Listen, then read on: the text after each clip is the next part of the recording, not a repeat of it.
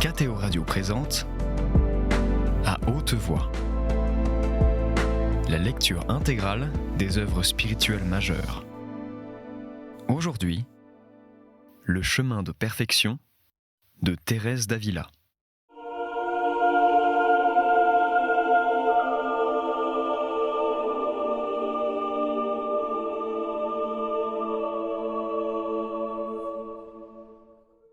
Chapitre 26. Manière et moyens de se recueillir. Revenons à notre prière vocale et apprenons à la faire de manière que Dieu nous élève, s'il veut, au mystère d'une oraison supérieure. Tout consiste, comme je vous l'ai dit, à prier convenablement. Vous savez déjà qu'avant de commencer, vous devez examiner votre conscience, puis dire le Confiteor et faire le signe de la croix. Efforcez-vous ensuite, mes filles, puisque vous êtes seules, de trouver une compagnie. Mais quelle compagnie préférable à celle du Maître même qui vous a enseigné la prière que vous allez dire ? Représentez-vous le Seigneur lui-même à côté de vous et considérez avec quel amour, avec quelle humilité il daigne vous instruire. Croyez-moi autant que vous le pourrez, demeurez dans la compagnie d'un si excellent ami. Si vous prenez l'habitude de vous tenir en sa présence, et qu'il voit que vous le faites pour lui plaire, vous ne pourrez plus, comme on dit, vous en débarrasser. Il ne vous abandonnera jamais, il vous aidera à supporter toutes vos peines, vous l'aurez enfin partout avec vous. Pensez-vous que ce soit peu de chose d'avoir à ses côtés un tel ami ? Ô mes sœurs, vous qui ne pouvez méditer longtemps ni réfléchir tant soit peu sans distraction, prenez l'habitude que je vous propose. Je sais que vous le pouvez, car pendant plusieurs années j'ai souffert, moi aussi, de ne pouvoir fixer mon esprit sur une vérité durant le temps de l'oraison. Cette peine est très grande, mais notre Seigneur ne veut pas nous laisser seuls, et si nous l'en supplions avec humilité, il nous tiendra compagnie. Si nous n'y arrivons pas en un an, mettons-en 2 ou plusieurs, et ne regrettons pas un temps si bien employé. Voilà qui dépend de nous, oui. Il est en notre pouvoir de travailler et de nous accoutumer à vivre près de ce véritable Maître. Je ne vous demande pas maintenant des méditations sur ce divin Seigneur, ni beaucoup de raisonnements, ni de grandes et subtiles considérations. Portez seulement sur lui vos regards. Oui, arrêtez sur lui les yeux de votre âme, quelques instants au moins, si vous ne pouvez faire plus. Rien ne saurait vous en empêcher. Vous arrêtez bien vos yeux sur des objets de toute laideur, et vous ne pourriez pas le faire sur la beauté la plus accomplie qui se puisse concevoir. Votre époux, lui, ne détourne pas de vous ses regards. Malgré tant d'indignité et de vilainie dont vous vous êtes rendu coupable envers lui, il n'a cessé un seul instant de vous regarder. Et vous croiriez faire un effort si, détournant les yeux des choses extérieures, vous les fixiez quelques moments sur lui ? Considérez qu'il n'attend, comme il le dit à l'épouse des Cantiques, qu'un regard de vous. Il y tient si fort qu'il n'omettra rien pour que vos yeux et les siens se rencontrent, et vous le trouverez comme vous désirez le voir. Une femme qui veut bien vivre avec son mari doit, dit-on, se plier à son humeur. S'il est triste, elle doit montrer de la tristesse. S'il est joyeux, de la joie, quand même elle n'en aurait point dans le cœur. Remarquez en passant, mes sœurs, de quelle servitude vous vous êtes affranchies. Or notre Seigneur tient envers nous, mais en toute vérité et sans ombre de feinte, la même conduite que cette femme envers son mari. Il se fait le sujet, il veut que vous soyez les maîtresses. Sa volonté se conforme en tout à la vôtre. Êtes-vous dans la joie ? Considérez-le ressuscité. Sa seule vue au sortir du sépulcre vous fera tressaillir d'allégresse. Quel éclat, quelle beauté, quelle majesté, quel air de triomphe et de bonheur. On dirait qu'il vient de la bataille et de la victoire. Il a conquis pour vous un royaume qu'il vous destine, et il veut se donner à vous lui-même avec ce royaume. Eh bien, est-ce beaucoup faire que de jeter quelquefois les yeux sur celui dont l'amour vous réserve une telle couronne ? Êtes-vous dans les tribulations ou dans la tristesse ? Suivez-le au jardin de Gethsémani. Considérez dans quelle affliction son âme doit être plongée, pour que lui, la patience même, avoue sa peine et s'en plaigne. Ou bien encore, considérez-le attaché à la colonne, accablé de souffrance, toutes ses chairs en lambeaux, par l'excès de l'amour qu'il vous porte, harcelé des uns, couvert de crachats par les autres, renié et abandonné par ses amis, sans qu'il en revienne un sur ses pas pour le défendre, transi de froid, et réduit enfin à une si grande solitude que vous pouvez vous consoler l'un l'autre. Ou bien, voyez-le, chargé de sa croix, si plein de larmes. Il oubliera ses douleurs pour consoler les vôtres, et cela uniquement parce que vous allez vous consoler avec lui et que vous tournez la tête de son côté pour le regarder. Votre cœur s'attendrit-il en le voyant dans cet état, et non contente de le regarder, vous sentez-vous intérieurement pressé de vous entretenir avec lui ? Faites-le. Mais alors, loin de vous tout langage étudié. N'employez que des paroles simples et dictées par votre cœur. Il n'en veut pas d'autres. Ô Seigneur du monde et véritable époux de mon âme, pourrez-vous lui dire : comment vous trouvez-vous réduit à une telle extrémité ? Ô mon Seigneur, ô mon unique bien, vous ne daignez pas la compagnie d'une pauvre créature comme moi. Il me semble lire sur votre visage que vous êtes consolé de me voir près de vous. Comment se peut-il faire, Seigneur, que les anges vous laissent seuls et que même votre Père céleste ne vous console pas ? Puisqu'il en est ainsi, Seigneur, et que vous vous êtes soumis, par l'amour de moi, à cet excès de souffrance. Qu'est-ce peu que je souffre ? Et de quoi puis-je me plaindre ? Confuse de vous avoir vu en ce déplorable état, je suis désormais résolue, Seigneur, à souffrir toutes les tribulations qui pourront m'arriver, à les regarder comme un grand trésor, afin de vous imiter en quelque chose. Marchons donc ensemble, Seigneur. Je veux vous suivre partout où vous irez. Je veux passer partout où vous passerez. Prenez mes filles et portez un peu de cette croix du Sauveur. Et ne vous souciez pas des Juifs qui vont peut-être vous fouler aux pieds.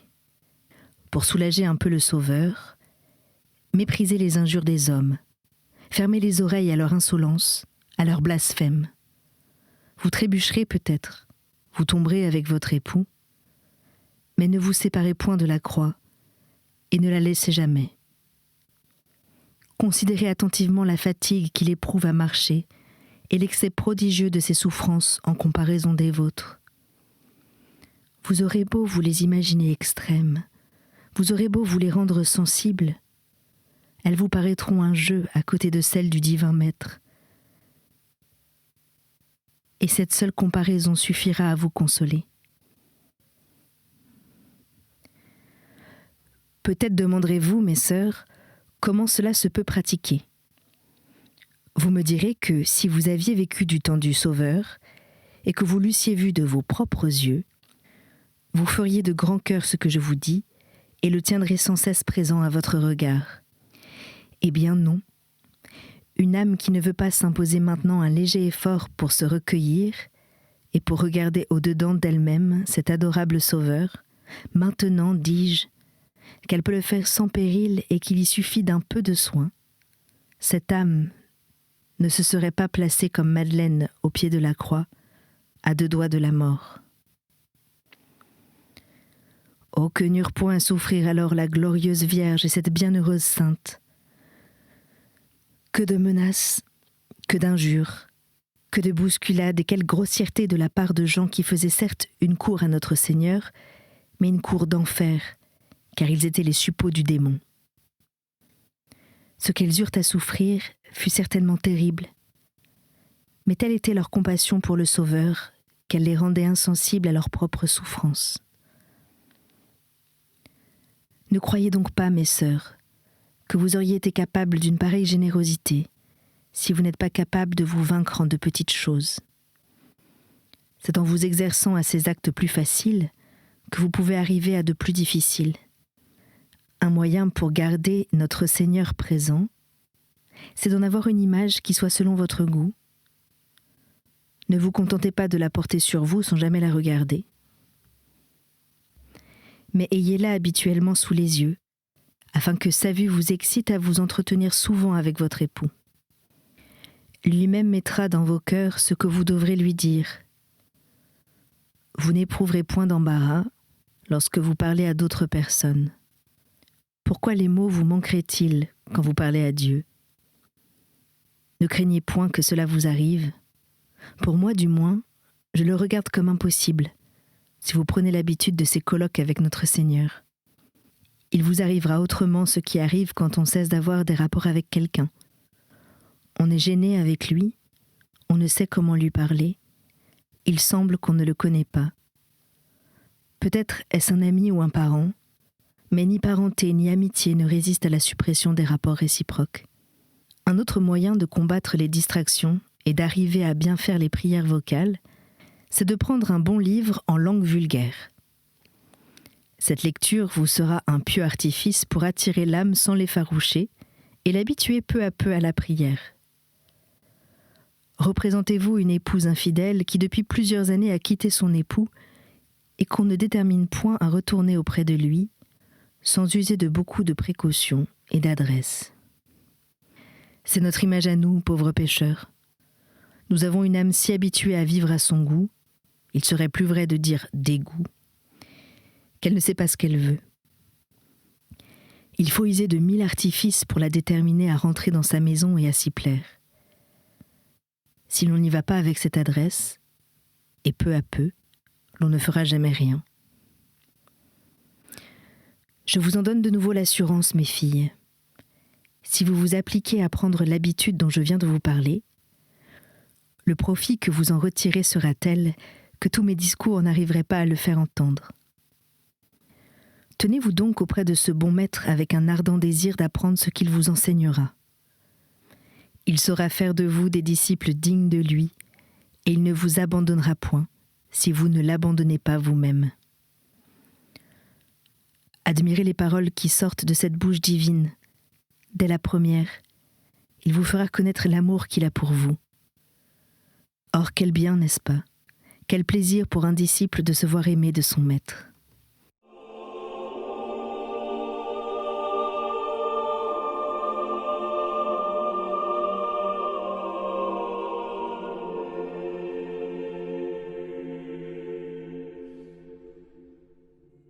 Chapitres 27 à 29. Notre Père qui es aux cieux. Commentaire du Notre Père. Chapitre 27. Du grand amour que notre Seigneur nous a témoigné dans les premières paroles du Pater Noster. Les religieuses qui veulent avoir Dieu pour Père ne feront aucun cas des avantages de la naissance. Notre Père qui êtes dans les cieux. Ô mon Seigneur, qu'il paraît bien que vous êtes le Père d'un tel Fils, et comme votre Fils fait bien connaître qu'il est le Fils d'un tel Père, soyez éternellement bénis. Cette grâce de vous appeler notre Père semblait devoir mieux convenir à la fin de la prière. En nous la donnant dès les premiers mots, vous nous remplissez les mains, vous nous comblez de vos dons, au point que votre esprit devrait lui aussi se remplir de cette pensée, le cœur se remplir de ce sentiment, sans qu'une autre parole nous fût possible. Ô mes filles, comme la contemplation parfaite serait ici à sa place, comme l'âme aurait ici raison de rentrer en soi pour mieux s'élever au-dessus d'elle-même, afin d'apprendre de ce Fils adorable quel est ce lieu où il nous dit qu'habite son Père, qui est dans les cieux. Quittons la terre, mes filles, et après avoir compris l'excellence de cette faveur, sachons l'estimer assez pour ne plus demeurer sur la terre. Ô Fils de Dieu et mon Maître, comment, dès la première parole, nous donnez-vous tant de bien à la fois. Déjà vous portez l'excès de votre humilité jusqu'à vous unir à nous dans nos demandes, jusqu'à vouloir être le frère de créatures si basses et si misérables. Comment nous faites-vous, au nom de votre Père, un don qui contient tous les dons? Et oui, vous voulez qu'il nous reconnaisse pour ses enfants, et votre parole ne peut être sans effet. Vous l'obligez donc à l'accomplir. La charge, certes, n'est pas petite, car étant notre Père, il faut qu'il nous supporte et nous reçoive, quelles que soient nos offenses, si nous revenons à lui comme le prodigue. Il faut qu'il nous pardonne, qu'il nous console, qu'il nous entretienne, parce qu'il est notre Père et le plus parfait des pères, et parfait dans sa paternité, comme en toutes les perfections. Il doit enfin nous donner une part avec vous, à tous ses biens, et nous faire vos cohéritiers. Remarquez, mon bon maître, que vous, personnellement, vous pouvez bien par amour pour nous et par humilité négliger vos intérêts, car enfin, habitant de la terre et revêtu comme nous d'une chair terrestre, vous avez, je le conçois, quelques raisons de vouloir notre bien. Mais considérez, d'un autre côté, que votre Père est dans le ciel. C'est vous-même qui le dites. Et il est juste que vous preniez soin de son honneur. N'est-ce pas assez que vous ayez bien voulu être déshonoré pour l'amour de nous? Laissez du moins votre Père libre, et ne l'obligez pas à tant de faveurs envers des créatures si chétives et aussi peu reconnaissantes que nous. Ô bon Jésus, comme il est clair maintenant que vous n'êtes qu'un avec votre Père, que votre volonté est la sienne, et la sienne la vôtre, quelle démonstration éclatante de l'amour excessif que vous nous portez. Vous avez caché avec soin aux démons que vous étiez le Fils de Dieu. Mais pour notre plus grand bien, vous avez écarté toute autre considération, et vous nous avez révélé cette merveille de grâce. Quel autre que vous nous en eût donné la révélation? Comment le démon, à ce simple mot de vous, n'a-t-il pas compris, et sans doute possible, qui vous étiez? Je ne le vois vraiment point, mais ce que je vois bien, c'est que vous avez parlé à la fois pour vous et pour nous, comme un fils qui est l'amour et les délices de son Père, et que votre puissance étant infinie, ce que vous dites sur la terre doit s'accomplir au ciel. Soyez donc à jamais bénis, mon tendre Maître, vous dont le bonheur est de donner, et dont rien n'arrête la munificence. Que vous en semble, mes filles? Trouvez-vous que ce soit un bon maître, celui qui, voulant gagner notre affection pour nous rendre capables d'écouter ses leçons avec fruit, commence par nous accorder une si éminente faveur? Je vous le demande, alors même que nous prononçons vocalement cette parole Notre Père, convient-il que nous la proférions seulement des lèvres, sans une intelligence et une considération de l'esprit, qui fassent éclater notre cœur à la vue d'un tel amour?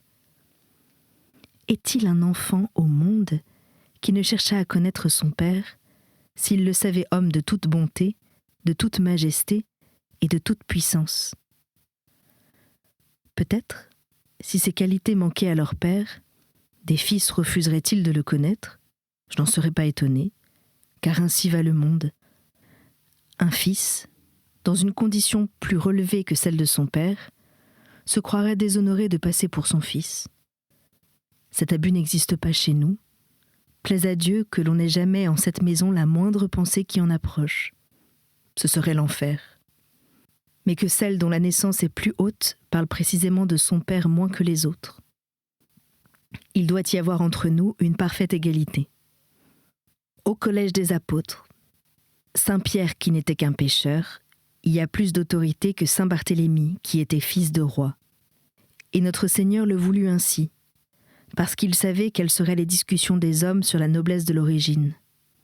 Autant vaut débattre si la terre qui sert à faire des briques est supérieure à celle qui sert à faire du torchis. En vérité, la belle question que celle-là. Dieu nous garde, mes sœurs, de contester jamais sur des sujets si frivoles, ne fût-ce qu'en riant. J'espère que la divine majesté nous accordera cette grâce. Que si quelqu'une d'entre vous laissait percer quelque chose de cette vanité, qu'on se hâte d'y porter remède. Que cette religieuse craigne d'être comme un Judas parmi les apôtres, et qu'on lui donne des pénitences, jusqu'à ce qu'elle comprenne qu'elle ne méritait pas d'exister, même au dernier rang des créatures. Ô mes filles, que vous avez un bon Père dans celui que vous donne le bon Jésus, qu'il soit le seul que vous nommiez dans ce monastère. Efforcez-vous de vivre si saintement que vous méritiez de trouver vos délices auprès de lui et de vous jeter dans ses bras. Vous savez bien que si vous êtes de bonnes filles, ce Père infiniment bon ne vous rejettera pas.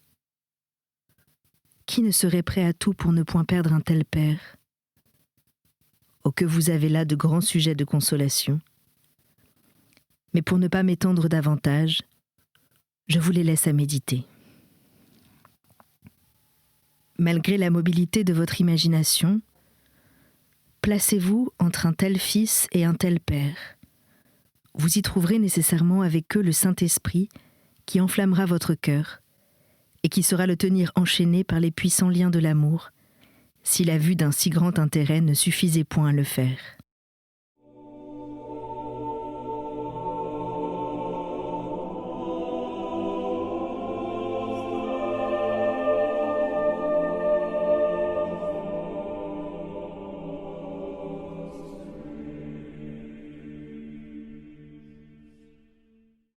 Chapitre 28. Nature de l'oraison de recueillement, quelques moyens pour en contracter l'habitude. Considérons maintenant les paroles suivantes de notre Maître, qui est dans les cieux. Peut-être pensez-vous qu'il importe peu de savoir ce que c'est que le ciel et où il faut aller chercher votre Père très saint. Il est au contraire de la plus haute importance, pour les esprits distraits, non seulement de croire la vérité renfermée dans ces paroles, mais encore de ne rien négliger pour en avoir une connaissance expérimentale. Car c'est une des considérations les plus propres à enchaîner l'entendement et à recueillir l'âme. Vous savez déjà que Dieu est en tout lieu. Mais où est le roi, dit-on ? Là est la cour. Donc, où est Dieu ? Là est le ciel.